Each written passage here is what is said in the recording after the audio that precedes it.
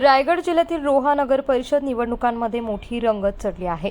रोहामध्ये राष्ट्रवादी काँग्रेसची माजी उपनगराध्यक्षा शिल्पा धोत्रे यांनी नगराध्यक्ष पदासाठी उमेदवारी अर्ज दाखल केला असून पहिल्यांदाच शिवसेना शिंदे गटाविरुद्ध राष्ट्रवादी काँग्रेस असा सामना पाहायला मिळणार आहे। एकूण 20 नगरसेवक आणि एक नगराध्यक्ष अशा 21 जागांसाठी शिंदे गट थेट रिंगणात उतरलाय। तर राष्ट्रवादी काँग्रेस पार्टी अजित पवार गटाने माजी नगराध्यक्ष समीर शेडगे यांच्या कन्या वनश्री शेडगे यांना नगराध्यक्ष पदाची उमेदवारी जाहीर केली आहे। त्यांच्या या प्रवेशामुळे रोहाच्या राजकारणात नवं समीकरण तयार होणार असल्याची चर्चा आता रंगली आहे। तर वनश्री शेडगे बहुमताने निवडून येतील असा विश्वास राष्ट्रवादी काँग्रेसचे प्रदेशाध्यक्ष सुनील तटकरे यांनी व्यक्त केला आहे।